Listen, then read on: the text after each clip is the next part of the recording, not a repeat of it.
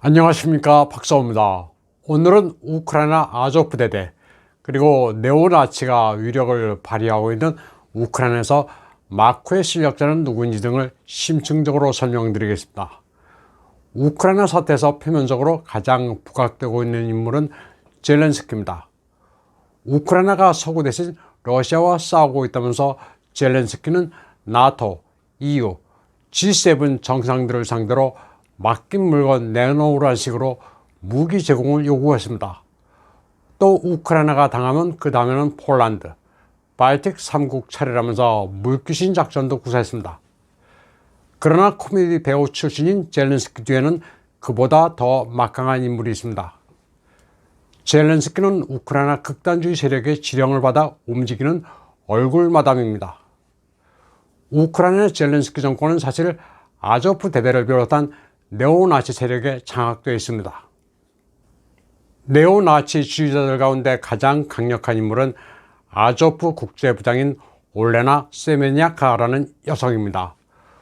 우크라이나 민족주의의 퍼스트 레이디라고도 불리는 세메냐카는 네오나치의 국제적 네트워킹을 장악하면서 우크라이나 아조프 운동을 실질적으로 이끌고 있습니다. 전쟁이 일어나기 전 젤렌스키는 그저 반러시아 성향의 코미디언 대통령 정도로 비춰졌습니다. 이에 반해 1987년생인 세메니아카는 가볍게 웃어 넘길 만한 여성이 아닙니다. 철학 전공으로 범슬라브 우월주의 이론으로 무장한 강력한 이데올로그입니다. 2014년 마이단 혁명 이후 그녀는 우크라이나 나치즘의 최고위 사제가 됐습니다. 우크라이나 나치즘의 핵심이 아조프입니다. 이는 아조프 민족군단이란 정당으로도 존재하는데 1만 명의 당원을 보유하고 있습니다. 국민방위군 산하 군대 조직인 아조프 대대는 핵심 인원이 2,000명, 키예프, 하리코프의 보조 민병과 협력자를 합하면 2만 명 정도로 추산될 뿐 정확한 데이터는 없습니다. 아조프는 우크라이나 사회 곳곳에 뿌리내린 방대한 조직입니다. 나치의 유겐트처럼 아조베츠란 유년, 청소년 조직도 가지고 있습니다. 아조베츠는 청소년 군사 캠프를 운영합니다. 어린이들에게 스케이트보드보다는 우크라이나 민족주의를 교육하면서 미래 전사를 양성합니다. 나치 독일처럼 인종주의와 백인 우월주의를 교육하고 있습니다. 아조프는 네오내셔널리즘의 특성을 가지고 유럽 각국의 극우 조직과도 연계되어 있습니다. 러시아의 식민지란 전통을 거부하면서 우크라이나를 넘어선 팽창주의적 성향을 가지고 있습니다. 세메냐카는 정당 형태의 아조프 민족군단의 영수입니다. 출판과 다면화된 정치 클럽을 구성하면서 동유럽, 나아가 서구 전체로 영향력을 확장했습니다. 그녀는 아조프 운동을 세분화해 유럽의 민족주의 운동과 파트너십을 맺어 레콘키스타, 판유로파, 범유럽의 재정복, 더 팩트 오브 스틸, 강철 같은 연대라는 조직까지 만들었습니다. 그녀는 아조프의 사명이 유럽과 서방 제국의 정신적 부흥이라고 주장합니다. 자유주의 사회의 질서를 붕괴시키고 약체화에 소멸시켜 유럽을 다시 정복해야 한다는 게 레콘키스타입니다. 레콘키스타는 리버럴리즘에서 벗어나 유럽의 재정복이란 의미인데 이민, 동성애자를 배제하고 초보수적 가치관을 부활시킨다는 것입니다. 또 신이교도를 주창하면서 기독교를 받아들이지 않고 있습니다. 때문에 아조프는 회합에서 게르만 민족의 북구 신화에 기초한 의식을 진행하기도 합니다. 신병 환영 의식에 횃불도 등장합니다. 또 러시아나 분리 지지자와 싸우다 숨진 이들을 위한 송별의 의식도 합니다. 아조프의 여러 분파 가운데는 우크라이나 서부 카르파츠를 근거지로 하는 카르파츠카 시치도 있습니다. 우크라이나 서부에 있지만 동우크라이나로 이동해 친러시아 민병대와 싸우면서 우크라이나 정부의 지원을 받기도 합니다. 키예프의 메인 스트리트에는 이들의 공적을 칭송하는 포스터가 내걸리기도 했습니다. 그녀는 아조프를 군사조직 그 이상으로 성장시키고 반러시아 정서를 우크라이나는 물론이고 전 유럽에 전파했습니다. 그람시의 이론으로 아조프의 진주를 구축했습니다.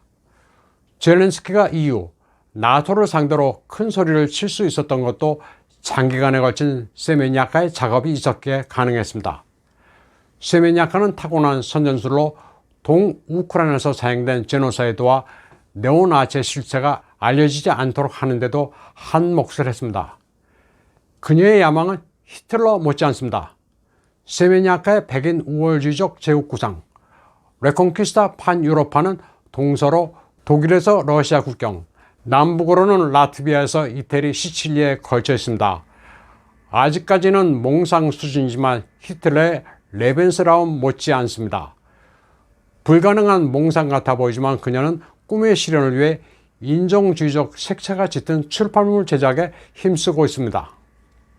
그리고 독일 네오나치, 프랑스 신우파, 세르비아의 사탄주의자, 에스토니아의 인민보수당, 라트비아의 민족연대운동, 폴란드의 청년 전통주의자들, 스웨덴의 대안, 핀란드 신이교도, 미국의 백인 우월주의자들과 연대하고 있습니다.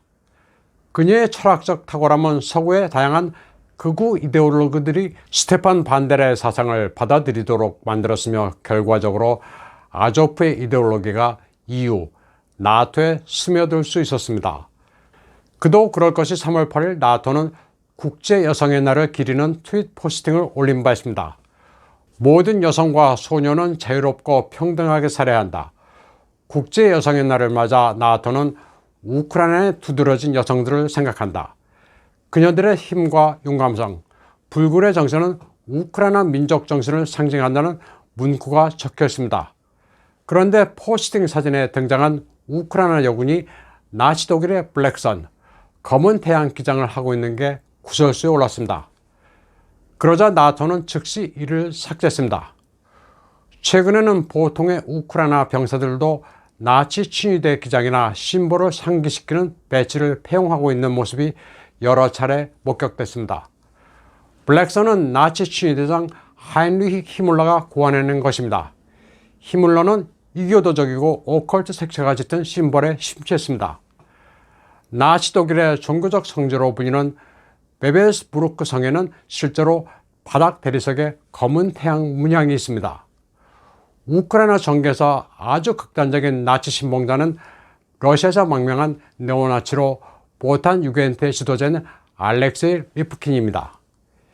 이들은 아조프와 동맹을 맺고 지원과 보호를 받고 있습니다. 알렉세이 리프킨이 우크라이나로 망명한 이유는 다민족 국가를 추구하는 푸틴과 반대 입장이기 때문입니다.